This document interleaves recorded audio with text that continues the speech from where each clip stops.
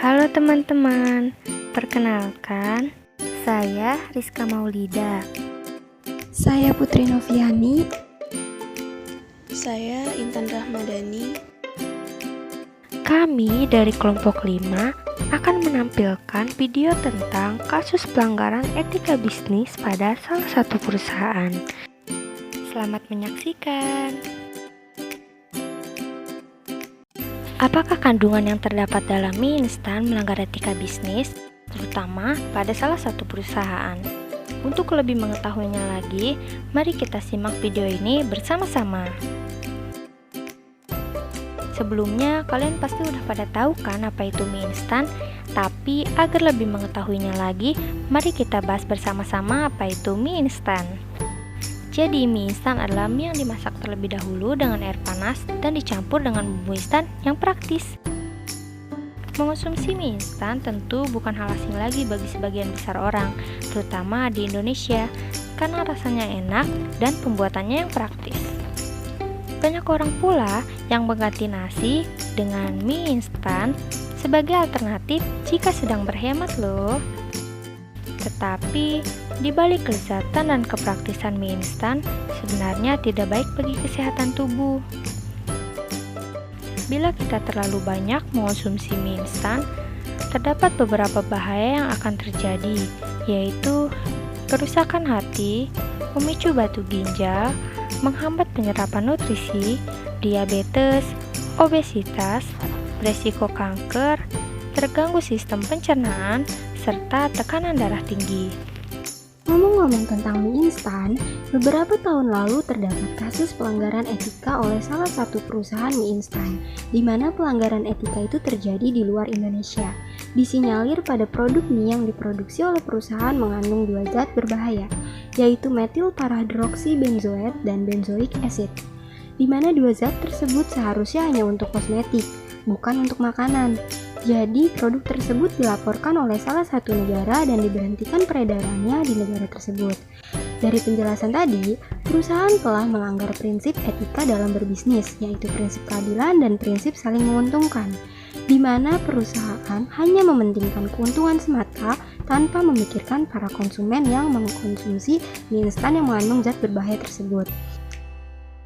Ketua BPOM juga membenarkan tentang adanya zat berbahaya bagi manusia dalam produk ini.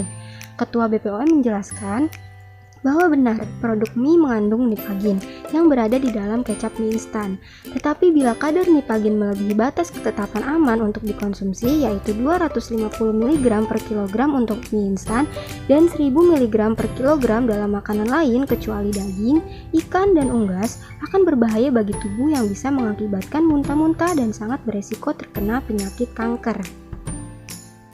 Jika perusahaan terbukti melakukan pelanggaran etika, maka perusahaan tersebut berhak dijatuhi hukuman. Solusi perlindungan konsumen. Solusi dalam pelanggaran akan etika bisnis dalam hal perlindungan konsumen pada kasus yang dialami perusahaan. Dalam Undang-Undang Pasal 62 disebutkan bahwa pelaku usaha yang melanggar ketentuan sebagaimana dimaksud dalam Pasal 8, Pasal 9, Pasal 10, Pasal 13 ayat 2, Pasal 15, Pasal 17 ayat 1, huruf A, huruf B, huruf C, huruf E ayat 2, dan Pasal 18 pidana denda paling banyak 2 miliar rupiah. Terhadap saksi pidana sebagaimana dalam Pasal 62 dapat dijatuhkan hukuman tambahan berupa 1. Perampasan barang tertentu, 2. Pengumuman putusan hakim, 3. Pembayaran ganti rugi, 4. Perintah penghentian kegiatan tertentu yang menyebabkan timbulnya kerugian konsumen, 5. Kewajiban penarikan barang dari peredaran, 6. Pencabutan izin usaha. Adapun saran dari kami sebagai produsen bahan pangan, sudah sepatutnya perusahaan-perusahaan pangan tersebut sadar akan pentingnya kesehatan konsumen, mulai dari penggunaan bahan baku, kebersihan dalam proses pembuatan, dan aspek-aspek penting lainnya mengenai kelayakan konsumsi. sehingga tidak ada lagi kasus pelanggaran etika keadilan dan saling menguntungkan yang terjadi di negara ini. Dengan begitu, masyarakat pun menjadi percaya kepada produk yang dihasilkan oleh perusahaan pangan tersebut.